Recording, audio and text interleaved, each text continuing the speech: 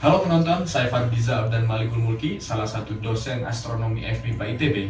Hari ini kita akan berbincang dengan dua mahasiswa astronomi, yaitu Perkenalkan, nama saya Lariska Swizera atau biasa dipanggil Rara. Dan saya Syahnami Vesafana atau bisa dipanggil Syahna. Baik, Rara dan Syahna merupakan bagian dari tim ekspedisi Sabu Rejua untuk tahun 2024 ya, untuk pengembangan astrowisata di sana. Kita hari ini akan mengeksplor lebih jauh tentang kegiatan yang teman-teman lakukan di sana, supaya bisa berbagi dengan para penonton. Saya akan memulai dengan pertanyaan, sebetulnya apa tujuan teman-teman melakukan ekspedisi di Pulau Sabu? Silakan. Jadi tujuan kami ke Pulau Sabu ini adalah untuk melakukan kegiatan pengabdian masyarakat. Nah, kegiatan pengabdian masyarakat yang dilakukan adalah melatih astrowisata Starbat kepada Pokdarwis atau kelompok sadar wisata di Desa Laborai, Kelurahan Meba dan Desa Raimadia untuk melakukan kegiatan Starbat di Pantai Napaya dan Pantai Raimea. Nah, Pulau Sabu ini dipilih sebagai lokasi untuk melakukan Starbat karena polusi cahayanya masih minim dan fraksi langit cerahnya tinggi sehingga kegiatan Starbat ini dapat dilakukan hampir sepanjang tahun. Pulau Sabu itu ada di daerah Indonesia Timur ya, berarti Iya. dekat Kupang sana ya. Iya. Nah, tadi Syahna mengucapkan tentang Starbat. Mungkin para penonton masih belum mengerti apa itu Starbat, jadi kita tanyakan saja. Bisa teman-teman jelaskan kepada kita dengan sederhana apa itu Starbat? Ya. Silakan. Jadi Starbat adalah sebuah kegiatan wisata yang unik, di mana para wisatawan diajak berbandingkan cahaya malam, Pak. Nah, selain itu mereka juga diajak untuk mengenali objek-objek langit seperti planet, rasi bintang, galaksi dan juga lain sebagainya. Begitu. Nah, konsep Starbat ini ada kemiripannya dengan sunbat, di mana kalau sunbat kan melibatkan melibatkan kontak langsung antara sinar matahari dengan kulit. Nah, kalau Starbat itu berkebalikan. Nah, kita menggunakan peralatan pendukung yang melindungi dari dinginnya langit malam. Nah, kalau sunbat kan kayak kita menerima sinar matahari. Disengajakan gitu. Betul. Ya, disengajakan berjemur. Iya, nah kalau Starbat itu kita menggunakan peralatan khusus untuk mencegah wisatawan untuk merasa tidak nyaman dari dinginnya langit malam gitu. Nah, untuk Starbat itu sendiri didukung oleh beberapa aspek, Pak. Nah, jadi ada aspek relaksasi dan juga meditasi. Nah, karena wisatawan merasa terhubung begitu dengan alam gitu, dengan langit malam yang mereka nikmati, terhubung dengan alam semesta. Memang salah satu yang dijualnya itu suasananya itu. Iya, gitu, betul, Pak, suasana langit malam gitu. Nah, untuk Starbat sendiri diperlukan beberapa peralatan pendukung, Pak. Nah, seperti dipan, contohnya untuk sebagai alas wisatawan untuk berbaring, dan juga menggunakan tripod juga untuk menyangga smartphone yang akan digunakan oleh para wisatawan gitu. Nah, smartphone ini akan digunakan oleh para wisatawan untuk diarahkan ke arah langit, Pak, untuk mengenali objek-objek yang sedang mereka lihat, begitu kira-kira.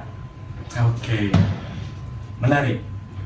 Mengadakan kegiatan pelatihan Starbat kepada Pokdarwis di sana gitu ya, teman-teman yang teman-teman lakukan demikian. Apa itu Pokdarwis? Mungkin teman-teman bisa jelaskan kepada kita semua supaya lebih paham tentang Pokdarwis. Nah, jadi Pokdarwis ini adalah kelompok sadar wisata yang dibentuk di beberapa desa di Pulau Sabu. Nah, tujuan pembentukannya ini adalah untuk membantu pengembangan pariwisata di Pulau Sabu. Nah, tapi Pokdarwis ini itu karena mereka ini adalah masyarakat lokal dan mereka ini kebanyakan belum memiliki latar belakang di pariwisata, apalagi astrowisata ataupun astronomi, sehingga perlu dilakukan pelatihan terhadap mereka gitu. Pelatihan Starbat yang Ya, pelatihan dilakukan. Starbat itu. Seberapa penting peran Pokdarwis ini untuk menjadi penggerak kegiatan astrowisata khususnya? Nah, seperti yang sudah sempat disebutkan sebelumnya, bahwa Starbat ini adalah kegiatan yang bisa dilakukan dalam jangka waktu yang panjang, sehingga diperlukan orang-orang yang dapat memfasilitasi kegiatan tersebut dengan lama, dengan jangka waktu yang panjang. Jadi orang-orang lokal inilah yang cocok untuk menjadi untuk menjadi fasilitatornya. Nah, selain itu juga ini kan dapat membantu perekonomian mereka. Kemudian mereka juga akan memiliki pengetahuan yang hanya diketahui oleh orang lokal, sehingga hal tersebut juga akan memperkaya cerita yang diberikan kepada wisatawan. Oke, jadi teman-teman memberikan pelatihan Starbucks, yang mana Starbucks ini baru, kepada masyarakat lokal yang belum tentu memiliki background di kepariwisataan. Pasti itu rumit kan? Jadi apa saja persiapan yang teman-teman lakukan untuk menyelenggarakan kegiatan ini? Untuk persiapannya sendiri, pertama kami melakukan persiapan akomodasi dan juga transportasi yang akan digunakan di Pulau Sabu, Pak. Nah, selanjutnya kami juga mempersiapkan peralatan-peralatan pendukung untuk Starbucks itu untuk dilakukan nanti ketika pelatihan gitu. Nah, selanjutnya kami juga mempersiapkan materi-materi yang akan disampaikan kepada para Pokdarwis, meliputi materi tentang astrowisata, Starbucks, pengenalan objek-objek langit, dan itu semua akan diajarkan oleh tim ITB. Nah, selain itu kami juga bekerja sama dengan Prodi Pariwisata dari ITERA begitu Pak.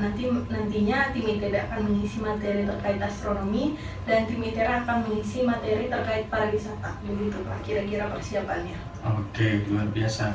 Tentang kegiatannya sendiri, agendanya itu apa saja, acaranya atau rundownnya yang teman-teman lakukan misalnya ya selama di Pulau Sabu? Untuk kegiatan pelatihan ini dilaksanakan selama 2 hari.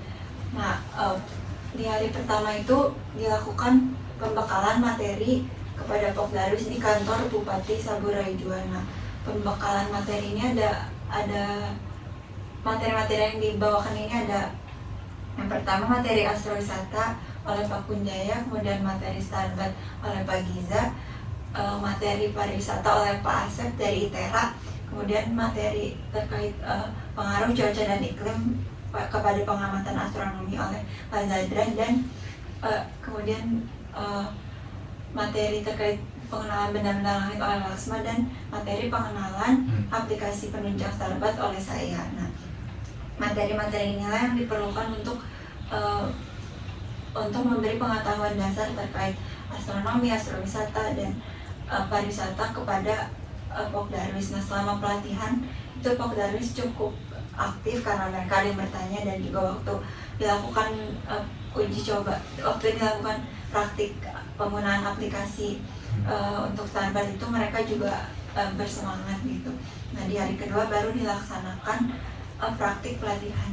Oke, jadi ada pelatihan yang dilakukan di suatu ruangan seperti seminar begitu ya? Iya. Dan ada pelatihan di lapangan yaitu praktik Starbucks. Iya, Nah, betul. bagaimana keberjalanan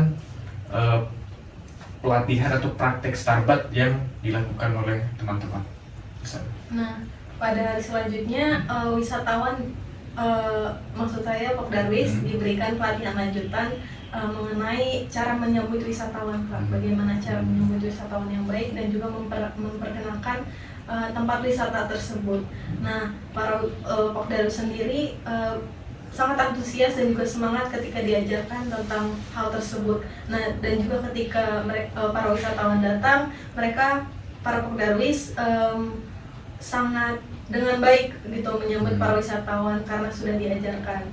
Nah, sementara para wisatawan menikmati sunset, Pokdarwis melakukan persiapan atau setup untuk peralatan Starbucks itu yang seperti yang sebelumnya saya sudah sebutkan, yaitu dipan dan juga tripod. Nah, setelah itu kegiatan Starbucks berlangsung. Nah, pada saat itu para wisatawan memberikan kesan yang sangat bagus dan juga feedback yang sangat baik. Mereka merasa senang dan mengatakan bahwa pengalaman tersebut tidak akan bisa mereka dapatkan di kota-kota besar yang mana tercemar oleh polusi cahaya seperti itu Pak.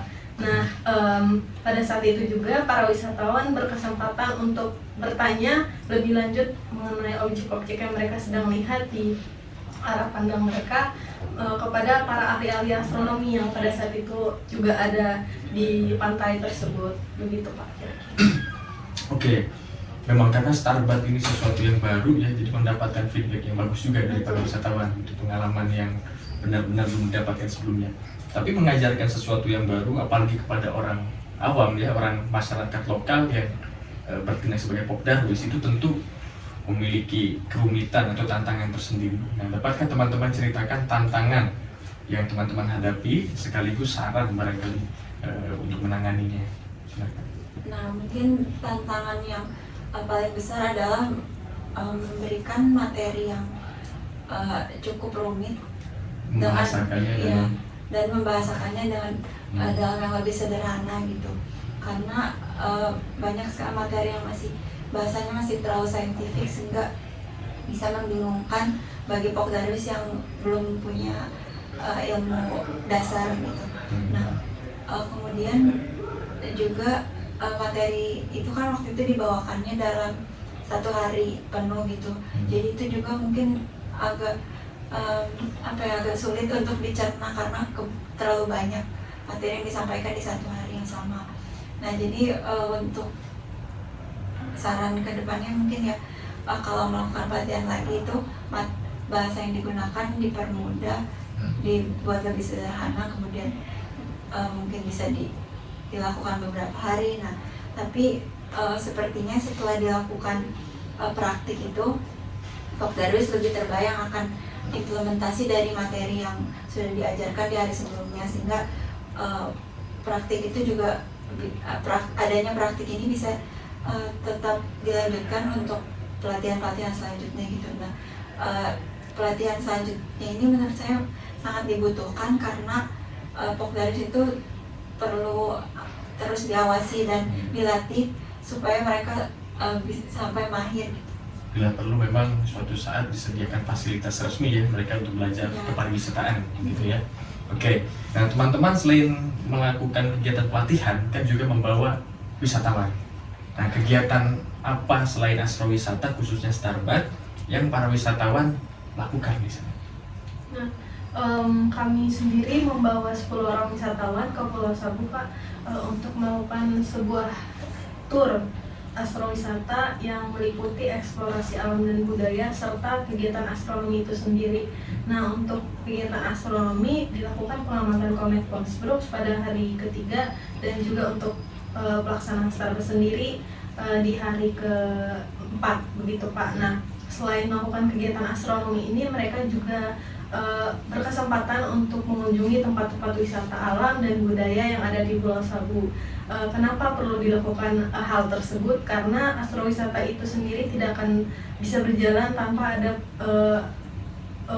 destinasi yang pendukung, destinasi pendukung gitu. Jadi dengan mengkombinasikan kegiatan wisata alam dan budaya dengan kegiatan astronomi, maka akan menjadi memperkaya pengalaman wisatawan begitu, Pak.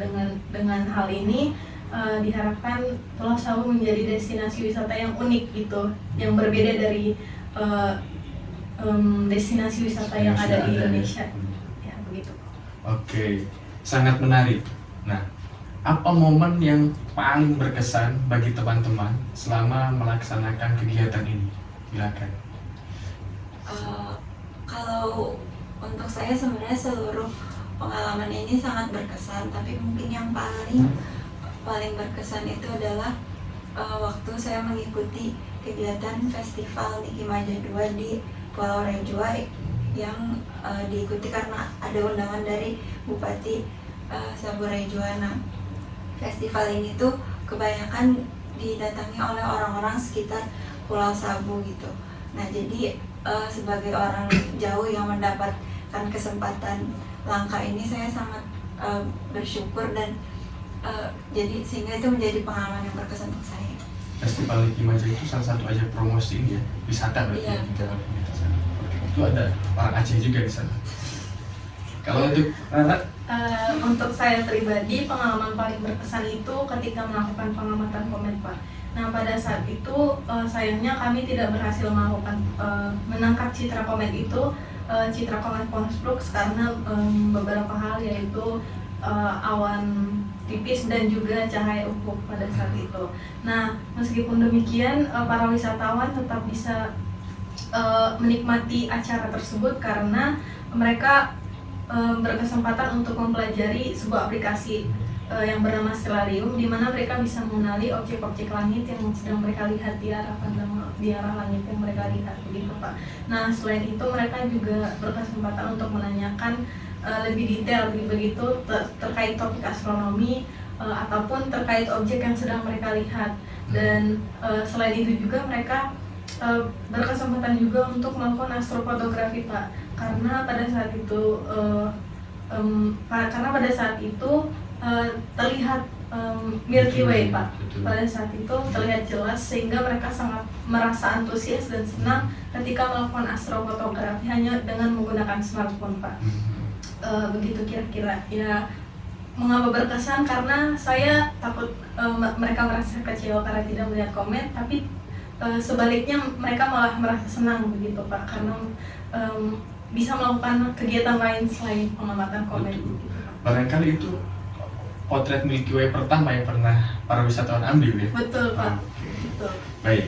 Nah, jadi apa harapan teman-teman untuk astrowisata khususnya di Pulau Sabu, umumnya di Indonesia, ke depannya? Harapan saya setelah kegiatan pelatihan Starbat ini dan juga kegiatan yang dilakukan wisatawan, perlu dilakukan hal-hal lain yang bisa mendukung perkembangan astrowisata di Pulau Sabu ini. Nah sehingga nantinya ketika sudah berkembang, destinasi astrowisata di Pulau Sabu ini lebih dikenal lagi di Indonesia dan juga dunia begitu Pak. Nah selain itu saya berharap bahwa dengan mengkombinasikan eksplorasi alam dan budaya dan juga kegiatan astronomi, saya berharap bahwa Pulau Sabu ini bisa menjadi sebuah destinasi wisata yang unik untuk wisatawan gitu, sehingga menarik para wisatawan untuk datang berkunjung ke Pulau Sabu gitu Pak. Oke. Kalau saya setuju dengan Clara. Mungkin yang ingin saya tambahkan adalah bahwa perlunya regulasi dari pemerintah supaya Pulau Sabu ini tetap bisa dikenal oleh daya tariknya itu langit malamnya. Jadi jangan sampai ada polusi cahaya gitu. Nah selain itu saya harap juga adanya astrowisata di Pulau Sabu ini bisa menjadi langkah awal untuk astrowisata di Indonesia. Izin menambahkan Pak, saya mau menyampaikan juga bahwa melalui kegiatan ini saya juga berharap para masyarakat sekitar bisa lebih menyadari gitu keindahan langit malam yang mereka punya, karena itu suatu harta yang berharga Pak, dan mereka kan sudah sehari-hari yang melihat hal seperti itu, melihat langit malam, melihat bintang-bintang. Nah, namun bagi para wisatawan yang berkunjung waktu itu, mereka mengatakan bahwa itu pengalaman yang tidak akan mereka dapatkan di kota-kota besar begitu. Jadi harapan saya para masyarakat bisa menjaga langit malam mereka dan juga bisa kemudian berkembang gitu, bisa menjadi sarana untuk mereka untuk menjadi sarana ekonomi bagi mereka begitu, untuk mendatangkan para wisatawan begitu Pak. Ya. Kira-kira. Baik, jadi memang harapannya supaya destinasi wisata yang mewujud itu unik, kemudian perekonomian menjadi hidup dan menjadi khas pertama yang di Indonesia, yaitu destinasi astrowisata ya, sehingga dapat diikuti oleh tempat-tempat lain di Indonesia. Baik, terima kasih Rara dan Syahna atas waktunya. Para penonton, demikianlah bincang-bincang kita dengan Rara dan Syahna. Mudah-mudahan astrowisata di Indonesia dapat berkembang dengan lebih pesat. Kemudian langit malam di Indonesia juga bukan menjadi sesuatu yang langka sampai ke depannya, sehingga memang kita harus bersinergi bersama-sama antara para pemilik ilmu yaitu universitas, kemudian para masyarakat dan pemerintah, juga pemangku-pemangku kepentingan lain, supaya dapat bekerja sama dalam rangka memelihara langit, keindahan langit di Indonesia. Demikian bincang-bincang ini, saya Fargiza, Saya Rara. Saya Syahna. undur diri. Terima kasih sudah mendengarkan.